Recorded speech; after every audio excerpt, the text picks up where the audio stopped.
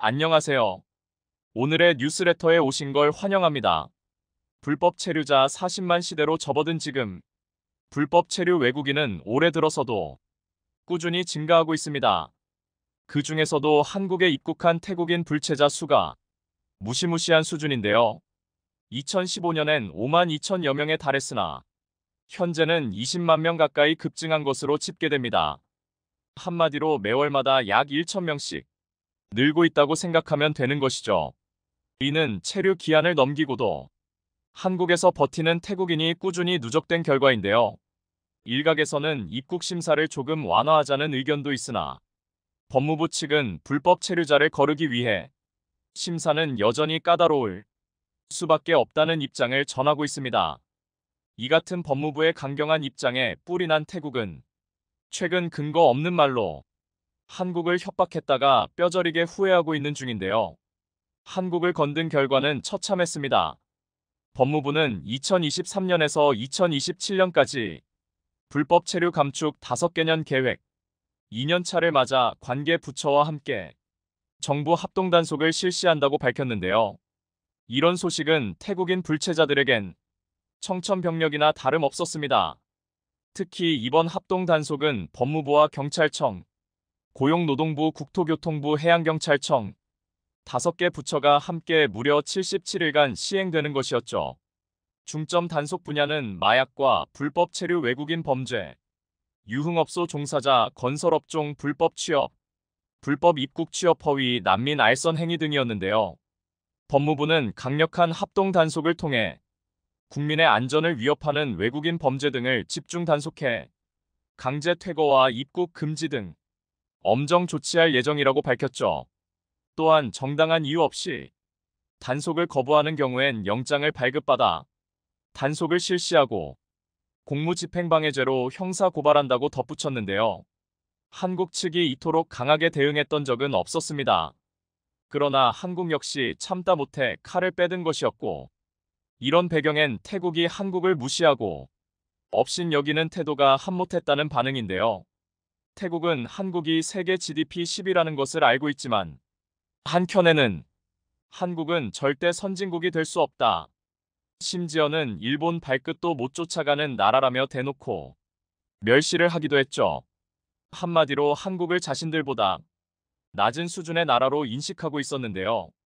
한국은 식민지 수탈을 당하던 나라다 보니 못 살고 형편없는 국가로 인식돼 있는 것이었습니다.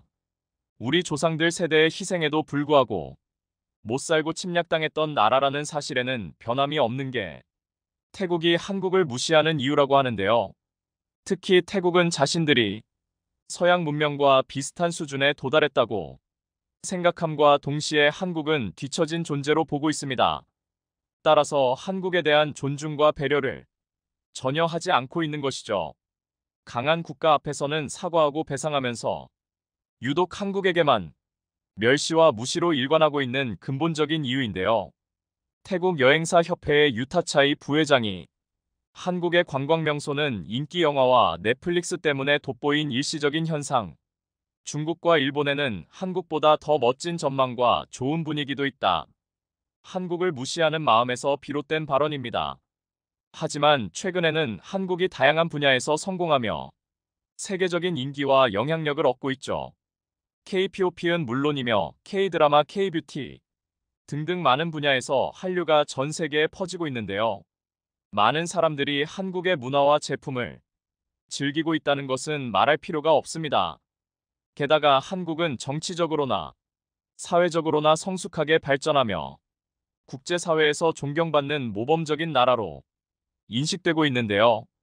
그러자 태국은 자신들의 위상이 좀 더 낮아진다고 느끼면서 한국에 대한 부러움과 시기를 갖게 됐습니다.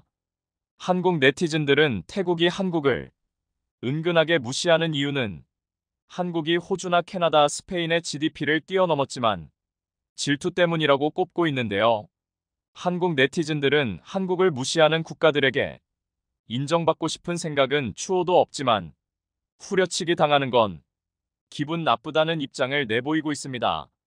때문에 동남아시아, 특히 태국을 더 이상 도와주지 않는 게 현명하다는 이야기도 나오고 있는데요. 태국인이 얼마나 한국을 우습게 아는지 느낄 수 있는 사건도 있었습니다. 얼마 전 70대 이상 고령 운전자들의 차량을 노려 교통사고를 내고 수천만 원의 보험금을 챙긴 외국인 일당이 붙잡혔는데요. 충격적이게도 이들은 전부 외국인이었으며 모두 태국 불법 체류자였습니다. 불법 체류자까지 대범하게 보험 사기를 저지르다니 한국을 얼마나 호구로 생각했으면 이럴까 싶은데요.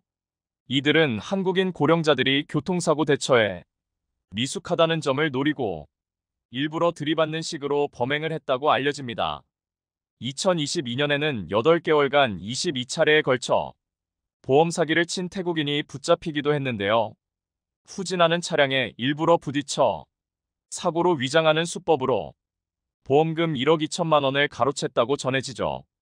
보험 사기가 갈수록 조직화 진흥화되고 있는 가운데 외국인들까지 가세하고 있으니 걱정이 아닐 수 없는 상황인데요. 이처럼 한국은 무시하는 반면 중국은 떠받들고 있는 태국의 태도에 한국 측도 심기가 불편할 수밖에 없습니다. 얼마 전 매체에 따르면 태국은 중국군과 공군 합동훈련을 3년 만에 실시한다고 밝힌 바 있는데요. 해당 훈련은 펠컨 스트라이크라고 명명되었으며 지난 2015년부터 2019년까지 실시됐으나 코로나 이후 중단된 훈련이었습니다. 중국과 훈련을 하게 된 태국은 득에 양양했습니다. 태국 매체 방콕포스트는 최근 태국 총리가 중국 정상 간 전화통화를 가졌다고 보도했는데요. 중국은 태국의 영원한 우방이자 중요한 협력 파트너, 양국 관계는 동맹으로 올라섰으며 새로운 국제 질서를 구축할 것이다. 이번 훈련을 계기로 태국과 중국 간의 전략적 동반자 관계를 더욱 발전시켜 나가길 기대한다. 뿐만 아니라 태국 총리는 중국의 1대1로 구상에 대한 지속적인 지지 의사도 밝히면서 친중국 행보를 이어가고 있는데요. 이날 통화에서 태국 총리는 시 주석에게 깊은 유대감을 느꼈다면서 투자, 관광, 예술, 문화 등 모든 분야에서 계속 중국과 협력을 강화하고자 한다고 밝혔죠. 특히 그는 중국을 큰형이라고 칭하며 친밀감을 드러내고 있습니다. 중국과 태국은 형제나 다름없고 태국은 큰형 중국에 의지해야 한다고 듣기 좋은 발언을 계속 내뱉고 있는 상황인데요. 이에 대해 시진핑 주석도 중국은 양국의 가족 같은 관계를 더욱 발전시키고 전통적인 우호 관계를 양국이 윈윈하는 동력으로 전환하기 위해 태국과 협력할 것. 태국이 중국인에게 쩔쩔매는 또 다른 이유로는 중국인이 태국 관광업계의 큰손이기 때문인데요. 실제로 중국인은 태국을 찾는 외국 관광객 중 가장 큰 비중을 차지합니다. 코로나 사태 이전인 2019년 중국인 1,100만여 명은 태국을 방문해 태국의 관광 사업을 먹여 살리기도 했죠. 태국은 아시아에서 가장 오래된 미국의 우방으로 알려졌지만 최근에는 상대적으로 중국에 밀착해 왔는데요. 지난 2014년 미국은 군부 쿠데타로 집권한 프라윕 짠오차 정권에 비판적인 입장을 보이며 군사적 지원을 중단한 바 있습니다. 이후 태국은 중국산 무기를 수입하는 등 중국과의 협력에 몰두하며 강화해왔죠. 그런데 군사력 순위 26위에 지나지 않는 태국이 세계 군사력 순위 3위에 해당하는 중국과 동맹을 맺으면서 눈앞에 뵈는 것이 없었나 봅니다. 태국 총리는 더 이상 두려울 것이 없다면서 선을 넘는 발언도 서슴지 않았는데요. 중국과의 군사 동맹을 맺으면 뉴욕시는 물론 한국도 가뿐하게 박살내버릴 수 있다고 망언을 퍼뜨린 것이었습니다. 이에 대해 태국 네티즌들 또한 황당한 반응을 보였는데요. 도대체 한국이 왜 군사력 10위 안에 들어있는가? 한국은 까놓고 보면 우리 발바닥 수준이다. 총리의 망언과 함께 최근 SNS에는 한국 여행 보이콧 캠페인이 또다시 불붙고 있다는데요. 일부 반한 태국인들이 한국 여행 보이콧 캠페인이 또다시 불붙고 있다는데요. 일부 반한 태국인들이 태국의 홍수 사태로 사망한 사람들을 한국 뉴스가 가십으로 조롱한다. 때문에 태국인들은 너도 나도 다시금 벤코리아 태그 운동을 활성화시키고 있는데요. 이 사태가 결국엔 어떻게 마무리될지 궁금해지는 시점입니다. 지금이야 중동이 석유를, 중국이 히토류를, 러시아가 천연가스를, 호주가 석탄을 가지고 자원을 무기화하고 있지만 인류 최초의 자원 전쟁은 아이러니하게도 새똥에서 시작됐습니다. 남미의 페루와 칠레의 연안은 예부터 어족 자원의 보고였습니다. 밑바닥에 가라앉아 있던 플랑크톤의 사체가 해류를 타고 떠오르기 때문에 이것을 주식으로 하는 물고기들의 먹이사슬이 탄탄했죠. 그리고 이 생선들을 노리는 가마우지와 펠리컨이 3억 마리가 넘게 몰려들고 그 수를 헤아릴 수 없는 수천 종의 조류가 먹이를 구하러 이곳으로 날아옵니다. 그런데 새들이 모이는 곳에는 응당 새똥이 존재하는 법. 새가 똥을 싸고 그 똥 위에 또 똥을 싸면 이는 산처럼 쌓이게 됩니다. 그런데 수억 마리의 새가 수만 년간 배출한 이 새똥 구아노는 인간이 질소를 화학적으로 분리해내는 방법을 찾기 전까지 전 세계에서 유일한 고농축 질소 비료였습니다. 질소는 모든 식물이 성장함에 있어서 가장 중요한 단백질이고 수확량을 결정짓는 필수 성분이기 때문에 농사를 잘 지으려면 이 질소를 잘 활용해야 하죠. 그런데 18세기 말부터 구아노가 현재의 석유를 능가하는 귀중한 자원으로 떠올랐습니다. 왜냐하면 유럽에서 산업혁명 이후로 급격한 인구 증가가 뒤따랐는데 이는 필연적으로 식량 생산을 늘려야 함을 의미합니다. 그래서 유럽인들은 잉카인들이 사용하던 구아노에 주목하기 시작했고 1840년대부터 수많은 증기선이 구아노를 유럽으로 실어 날랐는데요. 구아노를 최초로 국유화한 것이 페루였는데 페루는 이 새똥을 팔아 막대한 부를 축적하기 시작해 경제 호황을 마음껏 누렸습니다. 연평균 9%씩 경제 성장을 이루던 페루는 본격적으로 욕심을 부리기 시작합니다. 아직 캐내지도 않은 구아노를 담보로 유럽 자본을 빌려 대규모 설탕 농장에 투자했는데 과잉 생산은 가격 폭락을 불러오기 마련인지라 페루는 가격을 방어하지 못해 결국 파산 직전까지 이르게 됩니다. 그러나 유럽의 농업은 이미 페루의 구아노에 너무 의존하던 상황이었기 때문에 대체제도 없었고 높은 가격을 지불할 의사도 없었습니다. 결국 전쟁이 발발하고 말죠. 칠레와의 국경지대에 있는 구아노를 두고 페루와 칠레는 소유권 분쟁을 시작했고 칠레의 뒤를 봐주던 영국과 프랑스는 결국 페루를 침공하게 되었으며 4년 만에 막을 내렸습니다. 이것이 바로 1879년에 발발한 구아노 전쟁 또는 새똥 전쟁입니다. 역사는 반복된다고 하죠. 새똥이 불러온 전쟁이 끝난 지 150년 가까이 지났건만 현재도 전 세계는 자신만의 구아노를 활용해 자원 전쟁에 나서고 있는데요. 그런데 자원에 있어서만큼은 최빈국이라 불리는 대한민국에도 구아노는 있습니다. 깊은 바다나 깊은 산, 깊은 땅 속에 있는 것이 아니라 도시 한복판에 말이죠. 아마 여러분도 도시광산이라는 단어는 들어보신 적이 있으실 텐데요.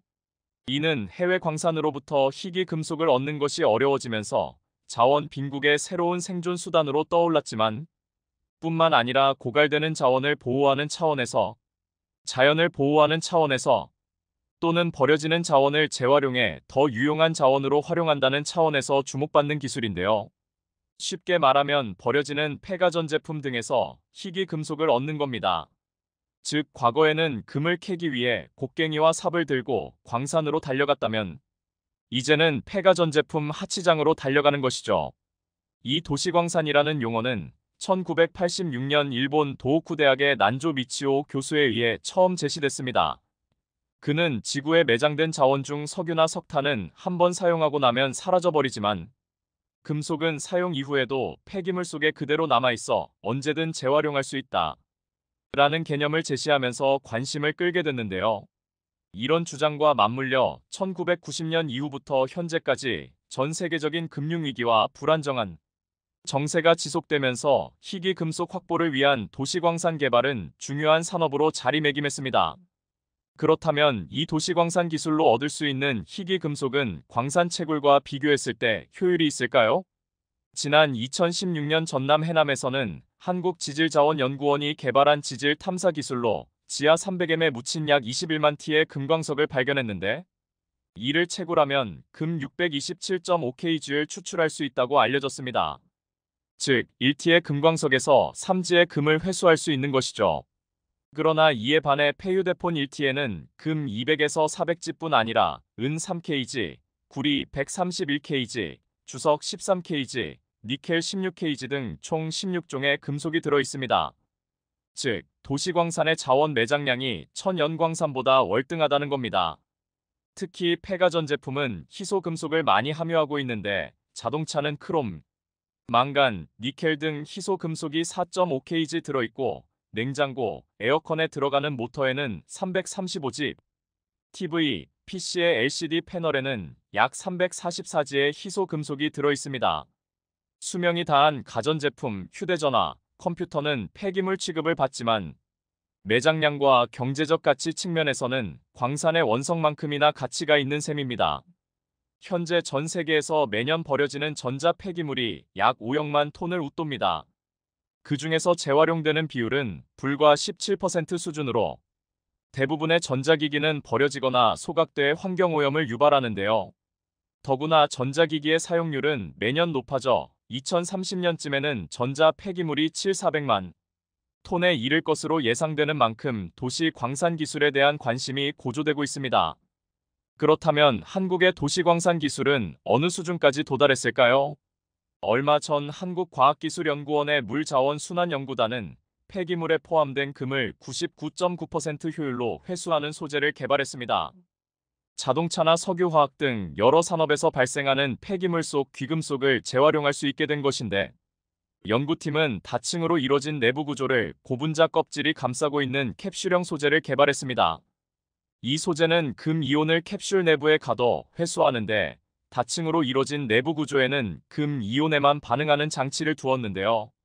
캡슐의 고분자 껍질은 금 이온은 통과시키지만 금과 함께 존재하는 부유 고형 물질은 통과시키지 않아 내부 구조가 막히는 현상을 방지하게 됩니다.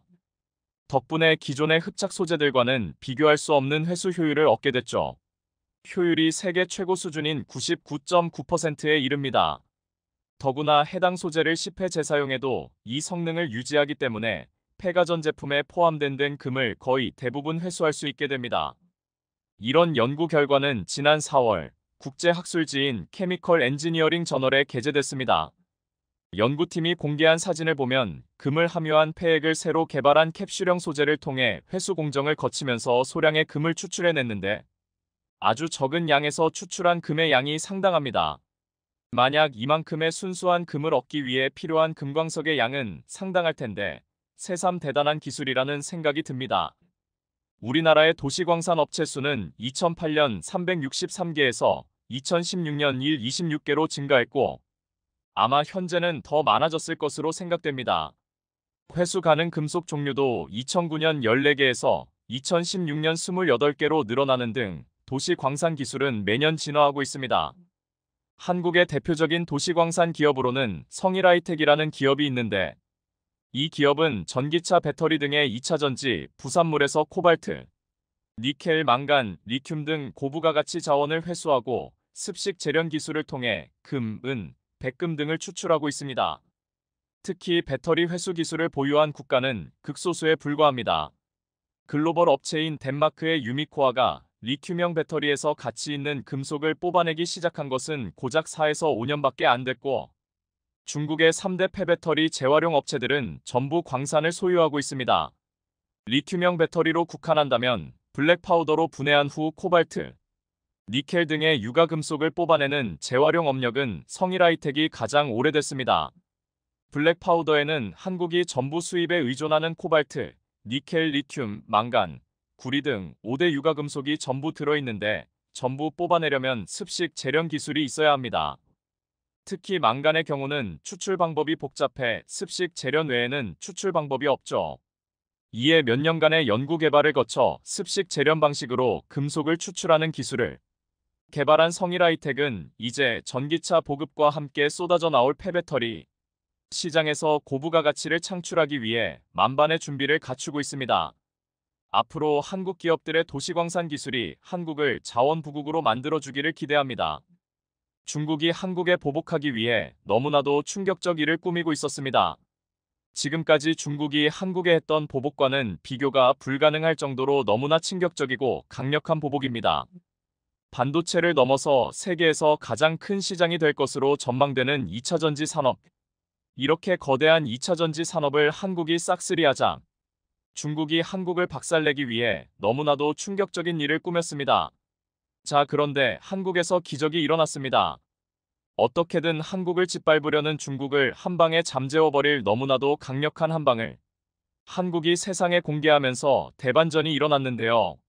지금부터 이 놀라운 내용, 최고 수익률이 여러분들에게 전해드리겠습니다. 중국이 미쳤습니다. 갑자기 전 세계에서 가장 많은 원전을 한 번에 지어버리면서 중국이 현재 건설 중인 원전이 완공되면 프랑스를 제치고 세계 2위 원전 가동 국가로 뛰어오를 전망입니다. 4일 현지 시각 세계원자력협회 WNA에 따르면 지난 5월 기준 전 세계에서 가동 중인 원전은 436기, 건설 중인 원전은 59기에 육박합니다. 건설 중인 원전을 놓고 보면 중국이 23기로 압도적 1위입니다. 현재 프랑스보다 가동 중인 원전이 일기 적다는 것을 감안하면 중국이 신규 원전 건설을 마무리 지을 경우 세계 2위 원전 가동국으로 부상할 수 있습니다. 여기다 각국의 원전 건설 계획을 더하면 중국의 원전 규모는 더 커집니다. 중국은 원전 45기들 추가로 건설할 계획입니다. 현재 가동 중인 55기에 건설 중인 23기, 건설 계획인 45기를 더하면 총 123기로 원전 1위 국가인 미국 가동 중 93기, 건설 중 1기, 건설 계획 3기를 넘어서게 되죠. 중국이 원전을 짓든 말든 우리가 신경 쓸 일은 아니지만 문제는 바로 이겁니다. 보시면 중국이 이 엄청난 양의 원전을 한국과 가장 가까운 중국 동부 해안에 몰아서 전부 짓고 있다는 것입니다. 전체 33개 성자치 구직할시 가운데 장수저장푸젠 등 동부 연안 8개 성에만 원전이 있습니다. 내륙 탄광에서 멀어 석탄 발전은 비싼 반면 냉각수 확보가 쉬워 원전 운영에 유리한 지역들입니다. 당초 중국 정부는 내륙에도 40여 기 원전을 지어 원전의 동부 편중을 해소할 계획이었습니다. 그러나 후쿠시마 사고가 일어나자 이를 중단했습니다. 인구가 밀집한 내륙의 원전에서 사고가 나면 연안보다 피해가 훨씬 크다. 가뭄으로 냉각수 공급이 중단되거나 방사능 유출이 식수원 오염을 일으킬 위험이 크다. 등의 거센 반대 여론 때문이었습니다. 정부가 신규 원전 허가를 동부 연안에만 내주면서 이 지역은 거대한 원전 벨트로 변하고 있습니다. 어이가 없죠. 내륙에서 원전이 터지면 중국인들의 피해가 크니 한국의 서해와 맞닿는 곳에 지어 원전 사고가 날 경우 한국이 가장 많은 피해를 받도록 한 것입니다. 중국 원전은 지각의 화약고 위에 있습니다. 동해안의 원전 벨트 근처에는 탄루 단층대 지각이 어긋나 있는 곳과 지나고 있습니다. 이 단층에선 지난 1976년 24만여 명의 회생자를 낸 규모 7.8의 탄산 대지진이 발생했습니다. 한국지질자원연구원 이윤수 박사는 탄루 단층대가 중국 동해안 원전 벨트의 위협 요인이라면 한반도 북쪽 지린성 헤이룽장 성랴오닝성의 원전은 활화산인 백두산 폭발의 직격탄을 받을 수도 있다고 말했습니다. 게다가 중국 원전은 원전 사고가 나면 편서풍과 해류를 타고 방사능 오염 물질이 한반도에 유입됩니다. 2011년 후쿠시마 원전 사고에서 입증됐듯 일본에서 발생한 방사능 오염 물질은 대부분 바람이나 해류를 타고 태평양 쪽으로 빠져나갔습니다. 한국원자력안전기술원의 시뮬레이션 결과에 따르면 중국 장쑤성 텐완 원전에서 후쿠시마 사태와 같은 원전 사고가 발생하면 편서풍을 타고 이르면 3일 안에 방사성 물질이 한반도 상공에 도달합니다. 장쑤성과 서울과의 거리는 약 970km입니다. 특히 산둥반도 동쪽 끝에 짓고 있는 스다오완 원전은 인천까지 직선거리가 330km에 불과합니다. 바다도 마찬가지입니다. 한국해양과학기술원 정경태 박사는 중국 동해안의 원전 사고에서 유출된 방사능 오염수는 해류를 타고 2달 이내에 우리나라 서남의 연안에 도달할 수 있다며 중국 연안의 해류가 한반도로 방향을 트는 양쯔강 유역 상하이 인근 원전에서 사고가 나면 그보다 더 빠를 수 있다고 했습니다. 반면 일본은 한국과 가장 가까운 서해안에서 원전 사고가 나도 방사능 오염수가 동해를 돌아오느라 1년 뒤에나 한반도에 도달한다는 설명입니다. 중국의 원전 건설 기술과 관리 기술이 한국에 한참 못 미치고 매우 미흡하다는 점을 고려한다면 한 번에 저렇게 많은 원전을 짓다가는 사고가 날 확률이 매우 높아 5천만 한국인들은 불안에 떨고 있어야 합니다. 이뿐만이 아닙니다. 반도체를 뛰어넘어 세계에서 가장 큰 산업으로 성장할 것이라는 기대를 모으고 있는 2차 전지 시장에서 한국의 배터리 셀 업체와 소재 업체들이 맹활약을 하며 글로벌 시장을 싹쓸이하자 중국이 한국을 짓밟기 위해 너무나도 충격적인 일을 벌이기 시작했습니다. 2차 전지를 만드는데 핵심 원료인 리튬. 중국이 전 세계 리튬 광산을 싹쓸이해버리며 이를 통해 한국에 압박을 가하려 하고 있습니다. 중국이 원하는 대로 한국이 말을 듣지 않으면 한국의 리튬 공급을 끊어 한국의 2차 전지 산업을 완전히 박살내버리겠다는 계획입니다. 중국은 한국의 리튬 배터리를 깎아내리며 이보다 훨씬 저렴하고 성능도 좋은 소금 배터리를 만들었다며 대대적으로 보도했습니다. 소금은 리튬에 비해 훨씬 저렴하고 지구상에 매장되어 있는 규모도 훨씬 풍부합니다. 나트륨 전지는 리튬 이온 전지와 화학적으로 매우 유사하며 최근 연구를 통해 나트륨 전지의 에너지 밀도와 충전 횟수가 크게 향상되었습니다. 특히 나트륨 전지는 영하의 기온에서도 거의 전체 용량을 유지할 수 있는 큰 이점이 있습니다. 겨울에 배터리 용량이 급격하게 줄어드는 리튬이온 전지의 단점을 완벽히 커버해주죠. 이러한 나트륨 전지 기술을 선도하는 국가, 바로 중국입니다. 이미 전 세계 리튬 전지 시장에서 점유율 1위 CATL 업체를 보유하고 있는 중국이 차세대 기술로 손꼽히는 나트륨 전지 시장에서도 주도권을 이어갈 수 있다는 의미입니다. 중국 창사 지역의 중앙남부대학은 전지 기술 발전에 필요한 인력을 양성하는 데 주력하고 있습니다. 또한 창사에선 나트륨 전지 기술 연구도 진행되고 있습니다. 전 세계적으로 건설 중이거나 계획된 20개의 나트륨 전지 공장 가운데 16개가 중국에 위치해 있습니다. 이를 통해 중국은 전 세계 나트륨 전지 생산 능력의 약 95%를 차지할 것으로 예상되고 있습니다. 실제로 얼마 전 열린 상하이 모터쇼에서 중국은 이소금 배터리를 세상에 선보였습니다. CATL은 나트륨 전지와 리튬 전지를 하나의 전기차 배터리 팩에 사용하는 방법을 발견했다고 밝혔습니다. 더 나아가 이러한 혼합 배터리 팩을 대량 생산할 준비가 되어 있다고 설명했습니다. 이렇게 되면 나트륨 전지의 장점인 저렴한 비용과 날씨 저항력을 리튬 전지의 장점인 에너지 밀도와 가벼운 무게 등과 결합해 효율성을 높일 수 있습니다. 중국은 이것을 무기로 한국산 배터리를 완전히 짓밟겠다고 공언했는데요. 자, 그런데 한국이 기적을 만들어내며 대반전을 이뤄냈습니다. 한국과학기술연구원이 리튬 대신 마그네슘을 이용한 2차 전지를 개발하는 데 성공했습니다. 마그네슘은 몇몇 국가의 수급을 의존하는 리튬, 코발트 등 기존 배터리 핵심 소재에 비해 값이 싸고 매장량이 풍부합니다. 중국이 최근 전 세계 곳곳에서 리튬 광산들을 말도 안 되게 비싼 가격으로 싹쓸이하고 있는데 한마디로 한국 때문에 망한 것이죠. 중국의 소금 배터리는 리튬 배터리보다 가격은 싼데 성능은 후졌습니다. 그런데 마그네슘 금속은 리튬 금속에 비해 약 1.9배 높은 용량을 가지고 있고 직접 음극으로 활용할 경우 가장 높은 에너지 밀도를 얻을 수 있습니다. 하지만 대량 생산 가능한 일반 전해질은 마그네슘과 반응해 층방전 효율을 떨어뜨리는 문제가 있어 전 세계 어느 국가도 아직까지 상용화에 실패했습니다. 부식성이 높은 전해질을 개발해 이 같은 문제를 해결하려는 연구가 이뤄졌으나 값이 비싸고 고압 전극의 활용이 제한되는 등의 약점이 있었습니다. 자, 그런데 한국이 이 불가능한 일을 가능하게 만드는 기적을 선보였습니다. 마그네슘 충방전을 촉진하기 위해 부식성 전해질을 활용하는 기존 연구와 달리 상용 전해질과 유사한 성분의 일반적인 전해질을 활용, 고전압 전극을 활용하고 전지 부품의 부식도 최소화시켰습니다. 한국 연구팀의 이민아 박사는 이번 연구 성과는 마그네슘 금속 표면의 계면층 형성을 원천 차단하는 부식성 전해질을 사용하던 기존 마그네슘 2차 전지 연구의 새로운 방향성을 제시한 것이라며 에너지 저장 시스템 ESS에 적합한 일반 전해질 기반의 저비용, 고에너지 밀도 마그네슘 2차 전지의 상용화를 가능성을 높일 것이라고 밝혔습니다.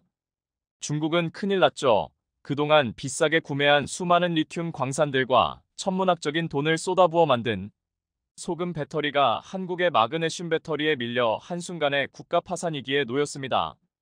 뿐만 아니라 삼성 SDI는 화재가 나지 않고 밀도가 훨씬 높아 배터리 용량이 획기적으로 늘어날 수 있는 꿈의 배터리, 전고체 배터리를 앞으로 약 3년 뒤인 2027년부터 대규모 양산을 시작할 것이라는 파격적인 발표를 하면서 중국을 완전히 넉다운 시켜버렸습니다.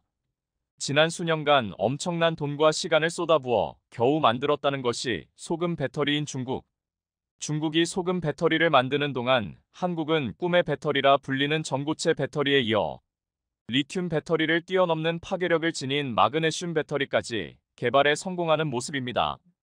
전기차 시장에서 가장 중요한 것은 리튬을 확보하는 것입니까? 이다. 중국이 전 세계 리튬 시장에서 지배적인 영향력을 가진 상황에서 각국은 리튬 확보에 점신이 없습니다. 남미와 인도네시아 등은 자원민족주의를 내세우면서 리튬을 국유화하고 있고, 미국은 동맹국에서 생산된 리튬을 이용해야만 전기차 보조금을 지급하겠다고 밝힐 정도입니다. 한국에도 리튬 광산이 있는 것으로 알려져 있지만 아직 본격적인 개발은 이루어지지 않았습니다. 자연스럽게 한국 기업들은 해외에서 리튬을 확보하기 위해 움직이고 있는 상황입니다. 그런데 리튬 대신 더 저렴한 소재를 이용해 배터리를 생산한다면 어떨까요? 그것도 한국이 세계 2위의 매장량을 가진 소재라면 더 이상 한국이 배터리와 관련해 미국이나 중국에게 휘둘리지 않아도 될 겁니다. 자연스럽게 배터리 시장에서도 한국이 앞서게 되고, 더 나아가 전기차 시장도 한국이 장악하는 미래를 그릴 수 있을 겁니다. 오늘은 이 내용에 대해서 살펴보도록 하겠습니다. 5년 뒤인 2028년에 리튬 사용량의 50%를 내재화하겠다. 배터리 소재 사업을 확장하고 있는 LG화학이 리튬 등 핵심 소재 광물의 공급망을 확보해 내재화하겠다는 구체적 이 목표를 세웠습니다. 전기차 배터리 수요가 폭발하면서 안정적으로 소재를 공급하기 위해서 자체적으로 광물을 확보하는 것이 중요한 사안으로 떠오르고 있는 만큼 적극적인 공급망 구축에 나서겠다는 것입니다. 광물 가격도 치솟으면서 자체 공급망은 가격 경쟁력과도 직결되는 상황입니다. LG화학이 광물 내재화율을 높이면 LG화학으로부터 배터리 소재를 공급받는 LG에너지솔루션까지 LG그룹의 배터리가 치사슬이 한층 강화될 것으로 예상됩니다. LG화학은 지난달 25일 하얀 석유로 불리는 리튬의 내재화율은 2028년까지 50%로 늘리며 니켈은 65%까지 내재화율을 끌어올라겠다는 계획을 발표했습니다. 내재화란 광물을 개발, 확보한 업체와 합작하거나 지분 투자, 지분 교환을 통해 생산 광물의 일정 분량을 확보하는 전략입니다. 필요한 물량을 시장이나 공급업체로부터 받아 쓰는 상단기 공급 계약과는 구분되는 개념으로 독자적인 공급망을 구축하겠다는 접근 방식입니다. LG화학은 지금까지 공식적으로 내재화율을 외부에 공개한 적이 없습니다. 이 때문에 관련 부서를 제외한 LG화학 직원들도 광물 내재화율 목표에 대해 잘 알지 못하고 있었습니다. 업계에서도 LG화학의 양극재, 전구체 내재화율은 20에서 30%를 기록하지만 광물 내재화율은 극히 낮을 것으로 추정해왔습니다. 하나증권은 지난 3월 보고서에서 LG화학의 탄산, 수산화리퉁 장기 공급 계약 비율이 2021년 67%, 지난해에는 58%에 달하는 것으로 분석했습니다. 반면 내재화율은 0%라고 제시한 바 있습니다. 윤재성 하나증권 연구원은 LG화학은 미국 리튬 업체 투자 및 고려화연과 전구체 합작 등 양적 성장보다 업스트림 후방 산업 확장 등 질적 성장에 집중하고 있다고 평가했습니다. LG화학은 최근 광물 내재화를 통해 원자재를 확보하고 광물을 섞은 화합물, 전구체와 양극재로 이어지는 생산체제를 완성할 것으로 예상됩니다. LG화학은 지난 2월 미국 광산업체 피드몬트 리튬사의 지분 5.7%를 확보하면서 리튬 정광 구매 계약을 체결했습니다. 이에 따라 오는 3분기부터 4년간 20만 톤을 공급받게 됩니다. 또 지난해 11월에는 고려화연과 2,600억 원 규모의 자사주 맞교환하고 원자재와 전구체 협력을 확대키로 했습니다.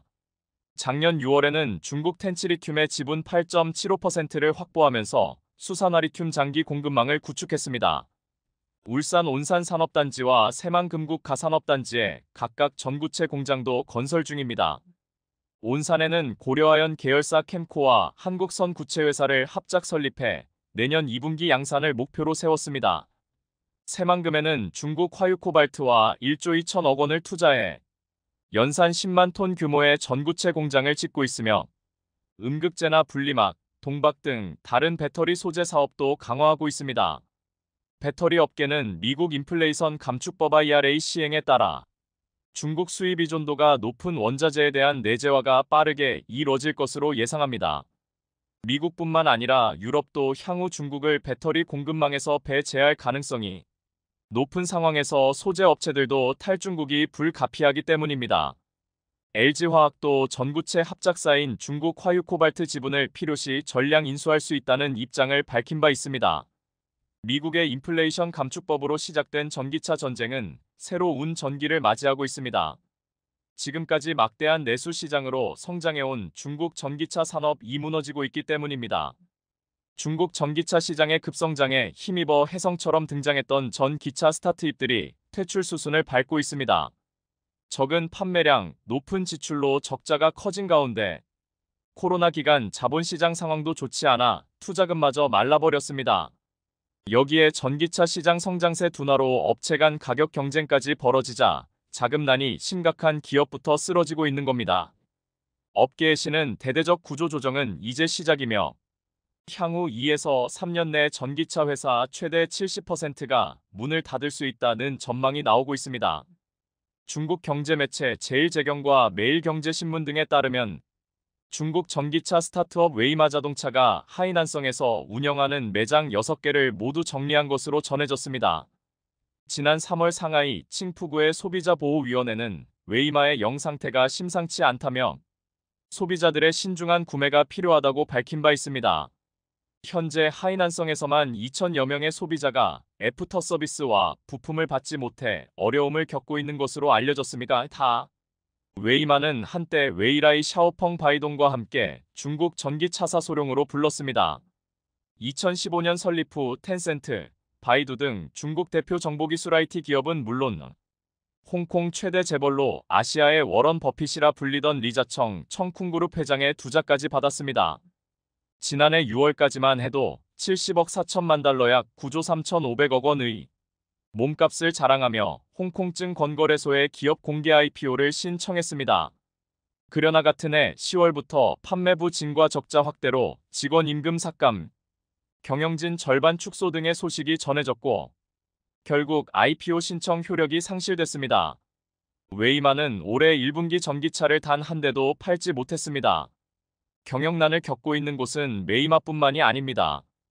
또 다른 전기차 스타트업인 텐지 자동차는 지난 3월 생산 중 당과 함께 직원 월급을 최저임금 수준으로 낮춰 불만을 샀습니다. 아이츠 자동차는 2개월째 임금이 밀려있고 레이딩 자동차는 200여 건의 계약 분쟁, 채무 불이행 소송 등에 시달리다 결국 파산 신청을 했습니다. 이들의 실패는 판매 전략의 부재로 인한 국내 시장 실패, 자금 조달 난항 등이 복합적으로 작용했다는 분석이 나옵니다. 중국 창안자동차의 주화롱 회장은 보수적으로 봤을 때 향후 2에서 3년 안에 60에서 70%의 브랜드가 퉁폐합에 직면할 것이라고 말했을 정도입니다.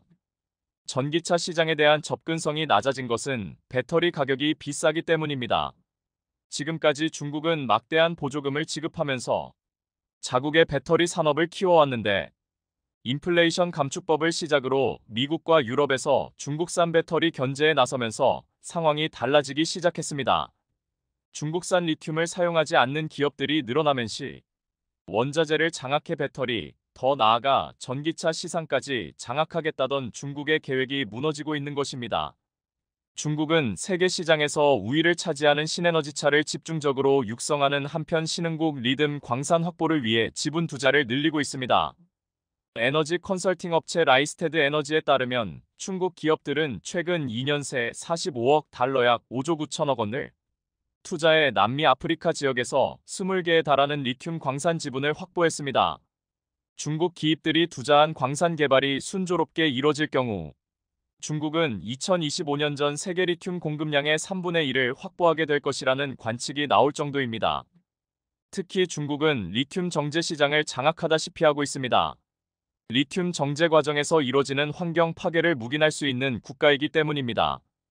이런 가운데 세계 최대 리튬 생산국인 호주가 탄산 리튬, 수산화 리튬의 중국 의존도를 낮추기 위해 공급망 다변화 방안을 모색하고 있습니다. 11일 코트라 호주 벨버름 무역관의 공급망 다변화를 위해 움직이는 세계 최대 리튬 생산국 호주 보고시에 따르면 지난해 호주 리튬 생산량은 6만 1000TU로 전 세계 생산량의 50%를 차지했습니다. 호주 리튬 수출액은 2021에서 2022회계 연도 53억 호주 달러로 올해는 3배 이상 증가한 186억 호주 달러를 기록할 전망입니다. 호주에서 생산된 리튬의 90%는 중국으로 수출됩니다. 이외에 벨기에가 2.3%이고 우리나라는 0.9% 수준입니다. 호주는 정광 형태로 리튬을 생산 수출합니다. 중국은 막대한 양의 리튬 정광을 수입해 자국 내 정제 시설에서 탄산 리튬이나 수산화 리튬으로 전환 후 이를 다시 수출합니다. 중국은 전체 리튬 재련 시장의 65%를 차지하고 있으며 수산화 리튬의 경우 75%를 점유하고 있습니다. 탄산 리튬은 주로 노트북, 핸드폰 등 소형 가전제품의 배터리에 사용되고 조울증 치료제를 포함한 치료용 약물과 윤활유 원료로도 쓰입니다. 산화 리튬은 에너지 효율이 높으며 고성능 고용량으로 장거리용 전기차 배터리 제조에 사용됩니다. 글로벌 전기차 시장이 성장함에 따라 수산화 리튬의 수요가 빠르게 증가할 것으로 예상됩니다. 호주는 중국으로 리튬 정광을 수출한 후 중국산 리튬 가공품 수입에 의존하고 있습니다.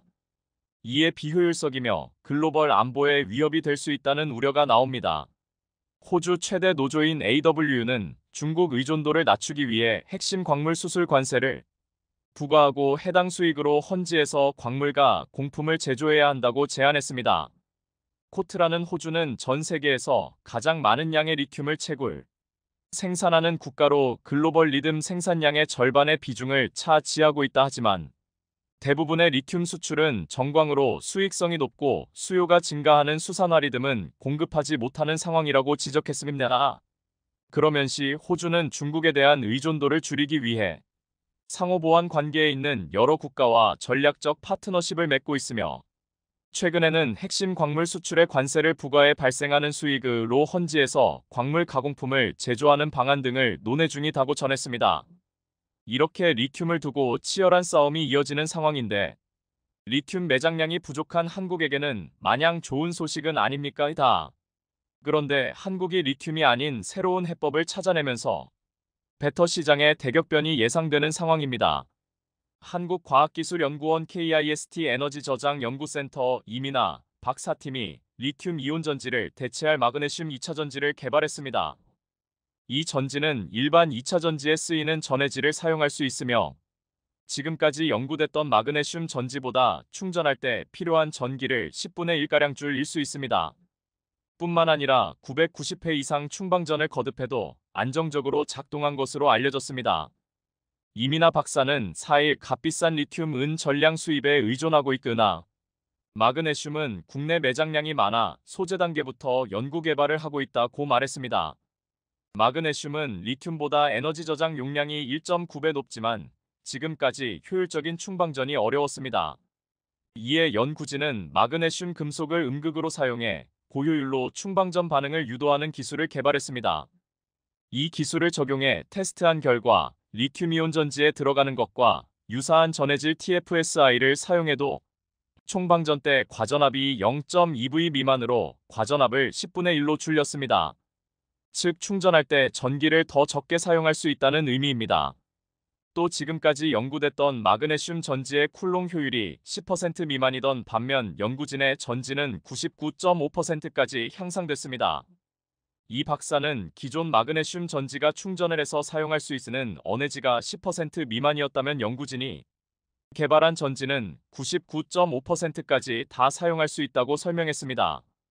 이와 함께 내구성 테스트에서도 990회 이상 안정적으로 마그네슘 금속의 충 방전을 구현해 대량 생산이 가능한 일반적 전해질에서도 마그네슘 2차 전지가 안정적으로 작동한 것으로 알려졌습니다. 지금까지 마그네슘 2차 전지를 개발하기 위한 연구에서는 거대 음이온을 사용해 합성이 굉장히 까다롭거나 부식이 쉬운 염소 이온을 많이 넣어 전해질을 만들었습니다. 연구진은 전지의 음극에 쓸 마그네슘 금속을 특정 용액에 1시간 정도 남가 인공보호막을 만들어냈는데 이 과정을 거치면서 음극 표면은 충방전 효율이 높아진 것으로 알려졌습니다. 이민아 박사는 이번 연구 결과는 에너지 저징 시스템 ESS에 적합한 일반 전해질 기반의 저비용, 고에너지 밀도 마그네슘 2차 전지의 상용화 가능성을 높일 것이라고 말했습니다. 이번 개발이 의미 있는 것은 한국의 마그네슘 매장량이 세계 2위를 기록하고 있기 때문입니다. 다만 문제는 있는데 이렇게 막대한 매장량에도 불구하고 한국에는 마그네슘 점련 시설이 없다는 것입니다. 포스코는 2000년 초 미래 수요가 커질 신소재 사업의 일환으로 마그네슘 생산 재련에 투자했습니다. 당시 마그네슘은 초경량 미래 소재로 각광받았습니다.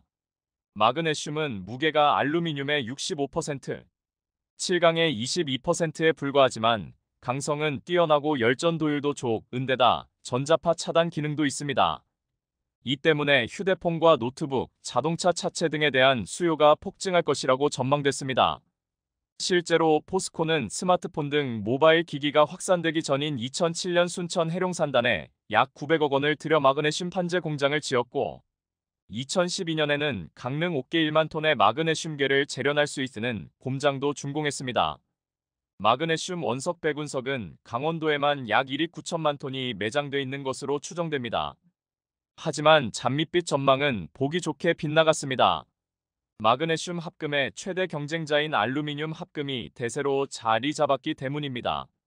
마그네슘 소재는 정보기술 IT 분야에서 자리를 잡지 못했었습니다.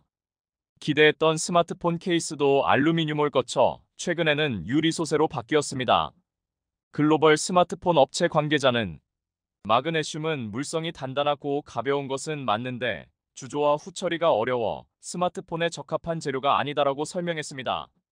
자동차 시장 역시 마찬가지인데 강화되는 각국의 연비 규제를 맞추기 위해 마그네슘 소재를 자동차 차체에 많이 적용할 것으로 기대했지만 알루미늄과 초고강도 강판 등 7강 소재가 이를 대체했습니까? 마그네슘이 가볍기는 하지만 부식으로 후처리에 많은 공정이 소요돼 양산차에 적용하기에는 한계가 있었습니다. 여기에 전 세계 마그네슘 생산의 80%를 차지하는 중국이 원재료를 쥐고 흔들면서 포스코의 마그네슘 사업은 더 위기를 맞았습니다. 환경 문제도 고민인데 2013년 강릉 옥계 공장에 지은 마그네슘 공장에서 페놀 등 독성 물질이 누출되면서 토양을 오염시켰고 결국 포스코는 현지 사업을 접기로 했습니다. 이후 한국은 마그네슘을 중국에서 대부분 수입해왔습니다. 그러나 상황이 달라졌습니다. 마그네슘으로 리튬을 대체할 수 있다면 미국의 인플레이션 감축법에도 걸리지 않고 중국 의존도도 줄일 수 있게 됩니다. 물론 현재도 마그네슘 수입을 중국에 의존하고 있지만 매장량이 부족한 리튬에 비하면 마그네슘은 국내에서도 충분히 확보가 가능합니다. 국제 정세에 따라 언제 가격이 널뛸지 모르는 리튬에 집착하는 것보다는 국내에서 안정적인 확보가 가능한 마그네슘에 집중하는 것이 장기적으로는 좋을 수밖에 없습니다. 환경오염을 이유로 중국의 리튬 정제를 맡겨온 선진국들은 뒤늦게 자국 내에 리튬 정제 시설을 늘리고 있는 상황입니다. 결국 중국에게 의존하는 부분을 최대한 줄이는 것이 필요한 시점인데 마그네슘이 한국 배터리와 전기차 산업의 새로운 해법이 될 것으로 기대를 모으고 있습니다. 최근 전 세계에 걸친 생성형 L 열풍에 고대역폭 메모리, HBM 수요가 눈덩이처럼 불어나는 등 나날이 성장하고 있습니다. 앞서 HBM에서 시장을 먼저 선점한 SK하이닉스의 경우 올해 2분기 글로벌 D램 시장 점유율이 30%를 돌파하며 이런 시장 분위기를 방증했는데요. 실제로 그동안 삼성이 40%대 초중반의 점유율을 기록했던 것과 달리 SK하이닉스는 20%대 중후반을 유지해왔는데 이번에 1위인 삼성과의 점유율 격차를 10년 내 가장 근소한 수준으로 줄였습니다. 이렇게 최근 SK하이닉스의 점유율이 껑충 뛰게 된 건 L 결풍 영향이 큰데 이렇게 최근 SK하이닉스의 점유율이 껑충 뛰게 된 것이 열풍 영향이 큰데 챗GPT 같은 AI 분야 데이터 처리에 쓰이는 GPU에 HBM이 대거 탑재되기 때문입니다. 시장조사업체 옴디아는 연초 50% 이상 성장할 것으로 예상했던 HBM 수요가 올해와 내년에 100% 이상 성장할 것이라고 전망했습니다. 앞서 2021년 SK하이닉스는 현존 최고 사양인 HBM3이 개발을 완료하고 작년에 양산에 성공하며 HBM 부문에서 한 발 앞서 나가고 있는데요. 하지만 삼성이 SK하이닉스를 향한 추격의 고삐를 바짝 쬐고 있는 모습입니다. 실제로 삼성이 올해 4분기부터 세계 1위 GPU 업체인 미국 엔비디아에 HBM3을 공급한다는 소식이 전해지는 등 반전의 기회를 잡은 건데요. 반도체 업계에 따르면 최근 삼성은 엔비디아의 HBM3 최종 품질 테스트를 통과했고 이에 따라 4분기부터 공급할 것으로 알려졌습니다. 엔비디아는 생성형 AI의 필수적인 AI 가속기 시장에서 독주하고 있는 중으로 AI 가속기에는 HBM이 필수적으로 탑재됩니다. 앞서 생성형 AI 시장의 예상보다 빠른 성장세에 엔비디아는 SK하이닉스에 주문을 집중했다지만 수요가 지속적으로 늘자 삼성에게 추격할 기회가 온 것으로 보입니다. 시티증권은 삼성은 내년 중 HBM3 주요 공급사 중 하나로 자리 잡을 것이라며 내년에는 엔비디아가 사용하는 HBM3의 30%까지 공급할 수 있게 될 것이라고 전망했습니다. 삼성은 2분기 컨퍼런스 콜에서 HBM3의 경우 업계 최고 수준으로 고객 콜을 진행하고 있다며 차세대인 HBM3P는 24GB 기반으로 하반기 출시 예정이라고 공개한 바 있습니다. 이렇듯 현재 SK하이닉스는 엔비디아에 독점 공급하고 있지만 삼성의 HBM3 공급 개시로 구도의 변화가 생기는 등 HBM 시장 선두 자리를 놓고 치열한 대격돌이 시작될 것으로 보이는데요. 실제로 반도체 업계에서는 삼성이 엔비디아의 HBM3 공급에 나서면서 SK하이닉스의 HBM3 독점 구조가 흔들릴 수 있다고 관측했습니다. 특히나 삼성은 이런 변화 속에서 대용량 고성능의 D램을 미리 선보이면서 시장을 선점할 큰 그림을 그리고 있는데요. 지난 1일 삼성은 반도체 업계 최초로 12nm급 32GB DDR5 D램을 개발했다고 밝혔는데 32GB는 D램 단일 칩 기준 역대 최대 용량입니다. 이에 따라 AI, 자율주행 등 첨단 기술 확산으로 확대되고 있는 고성능, 고효율 메모리 칩 시장에서 삼성이 한 발 앞서 나가게 됐다는 평가가 나옵니다. 특히나 32GB DDR5 D램은 최근 수요가 폭증하고 있는 HBM의 생산성에도 도움을 줄 수 있습니다. SK하이닉스와 마이크론은 32GB 제품의 양산 시점을 내년으로 잡고 있는데 삼성이 이번에 치고 나가면서 메모리 세계 1위 기업으로서의 초격차를 확인시켰는데요. 상황이 이러자 증권가에서도 낙관적인 전망을 계속 내놓고 있는 중으로 삼성의 주가 역시 약 한 달 만에 7만 원을 회복하며 반등의 조짐을 보였습니다. 이와 관련해 KB증권은 삼성의 HBM 점유율 확대와 파운드리 실적 개선을 고려할 때 고점이었던 9만 원을 돌파할 가능성이 크다고 내다봤습니다. 기존의 엔비디아는 고성능 AI 칩 H100을 생산할 때 전체 설계는 엔비디아가, 실제 생산과 패키징은 TSMC가, HBM은 SK하이닉스에게 각각 맡겼는데요. 인공지능 시대가 열리면서 새로운 반도체가 필요해졌고 이를 구현하기 위해 제조 방법은 물론 설계 소재 부품 장비 패키징까지 공급망 전반에 변화가 불가피하기 때문입니다. 실제로 연산을 처리하는 GPU와 데이터를 저장하는 HBM과 마치 하나의 칩처럼 연결된 H100의 설계 구조는 오늘날 반도체 시장의 게임의 룰이 바뀌고 있음을 단적으로 보여주는 사례로 꼽힙니다. 특히나 H100의 등장으로 반도체 후공정 개념이 바뀌었는데 이런 패러다임 변화는 삼성의 진짜 강점을 여실히 드러낼 수 있는 절호의 기회가 되고 있습니다. 다시 말해 성격이 다른 반도체를 고층 건물처럼 쌓아 올려 엄청난 성능을 발휘할 수 있도록 해주는 첨단 패키징 기술 시대가 막을 올린 겁니다. 실제로 엔비디아가 내년부터 생산에 돌입하는 차세대 AI 칩 GH200 역시 CPU와 GPU, 메모리 반도체가 하나의 칩으로 합쳐진 주상복합 구조의 반도체입니다. 하지만 엔비디아, AMD, 인텔 등 시스템 반도체만 만드는 곳이나 SK하이닉스, 마이크론 등 메모리 반도체를 만드는 기업은 많지만 이들 칩을 하나로 이어줄 수 있는 기술력을 가진 곳은 많지 않은 게 현실입니다. 단적으로 최근 GPU 수요가 쏟아지고 있는 엔비디아의 경우 패키징을 TSMC에 맡기고 있지만 TSMC의 패키징 능력이 부족해 캐파를 더 늘릴 수 없어 삼성으로 눈으로 돌리고 있는 상황인데요. SK하이닉스의 경우 지금은 엔비디아 물량을 대부분 소화하고 있지만 사실 SK하이닉스는 메모리 위주라 패키징 능력이 삼성보다 훨씬 뒤처진다는 게 업계 평가입니다. 또한 삼성은 GPU 첨단 패키징 물량 소화할 능력이 있지만 반면에 SK하이닉스는 이를 생산할 수 없습니다. 특히나 TSMC의 경우 예전부터 엔비디아보다는 애플을 최고 고객사로 여기고 있는 만큼 넘쳐나는 엔비디아 물량을 삼성이 가져갈 공산이 큽니다.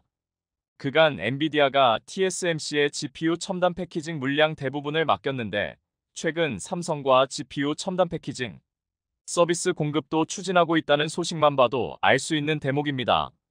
이렇듯 삼성이 후발주자로 HBM 시장에 진입했지만 기술력이 부족해 늦었던 게 아닌 만큼 장기적으로 보면 결국 엔비디아는 물론 애플까지 모두 삼성에 줄 설 것으로 보이는데요. 현재로서 패키징과 파운드리로 GPU를 생산할 수 있는 기업은 삼성이 유일하기 때문으로 엔비디아, 애플 입장에서도 이를 한 번에 맡길 수 있는 삼성과 손을 잡는 게 기업 운영 차원에서도 더 효율적이기 때문입니다.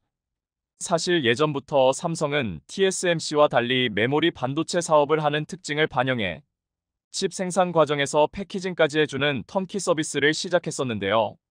이 서비스로 인해 미국 AMD로부터 HBM과 첨단 패키징 서비스를 수주했으면 패키징 분야 조직 개편과 인재 영입 속도도 높이고 있는 상황입니다. 특히나 작년에 삼성 반도체 부문은 어드밴스드 패키지 AVP 사업팀을 조직하고 지난 3월과 7월에 인력을 충원하는 등 여러 방식으로 힘을 쏟고 있는 중입니다. 이는 패키징 시장 성장성이 높기 때문인데 시장 조사업체 가트너는 세계 패키징 시장이 올해 76조 원에서 2025년 86조 원 규모로 커질 거라고 전망했습니다. 이렇듯 삼성이 HBM 시장 확대에 적극 나서고 있는 가운데 HBM과 함께 공급할 수 있는 최선단 패키징 기술도 개발 중인 것으로 드러났는데요. 반도체 업계에 따르면 삼성은 HBM 공급 물량 확대를 위해 회사의 2.5D 패키징 기술인 아이큐브 상용화를 추진하고 있습니다. HBM은 여러 개의 D램을 수직으로 적충한 뒤 TSV를 통해 연결한 차세대 메모리로 기존 D램 대비 데이터 처리 성능이 월등히 높아 AI 반도체와 같은 고성능 칩과 함께 탑재됩니다. 삼성이 HBM3 분야에서 뚜렷한 성과를 점차 나타내고 있는 것으로 실제로 삼성은 최근 HBM3 모듈에 대한 퀄 테스트를 통과해 본격적인 양산을 준비 중인 것으로 전해집니다.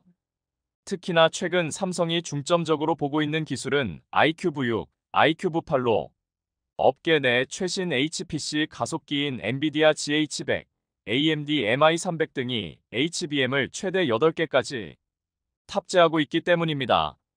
삼성은 해당 기술들을 내년 상용화할 목표로 엔비디아 등 고객사와 iQV6, iQV8에 대한 품질 테스트를 진행하고 있는 중으로 알려졌습니다.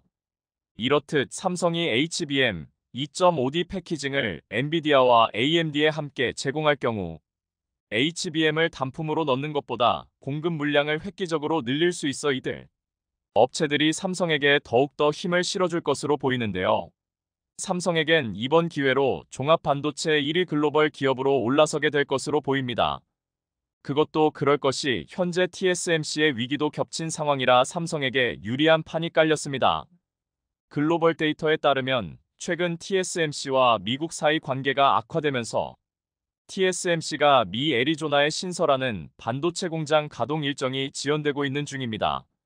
미 현지 노동자들과의 갈등이 수면 위로 떠오른 데다 바이든 정부에서 제공하는 보조금 규모도 불투명해진 상황이라 투자를 백지화하고 완전히 철수할 수 있다는 전망이 나옵니다. 실제로 최근 TSMC는 애리조나 파운드리 공장 가동 시기를 당초 예정된 2024년에서 2025년 또는 그 이후로 미룬다고 밝혔는데요.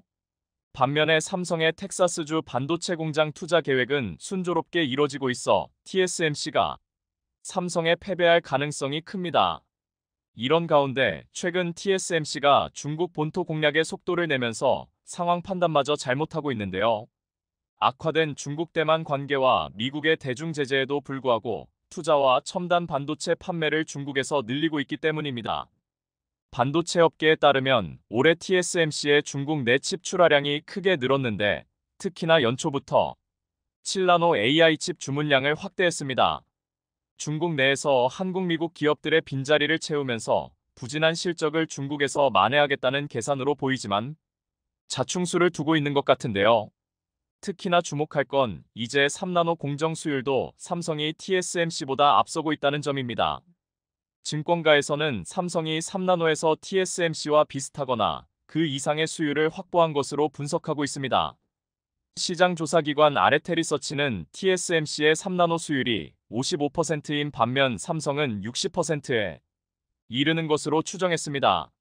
삼성은 TSMC의 3나노보다 더 진화된 GAA 공정을 활용하면서도 3나노 수율이 더 높은데 이렇듯 수율 개선, GAA 공정 선점으로 삼성이 TSMC로부터 고객사를 뺏어올 일만 남은 겁니다. 역시 삼성다운 면모를 보이고 있는데 이번에는 또 얼마나 놀라운 일을 만들어낼지 앞으로의 행보를 기대해 보겠습니다.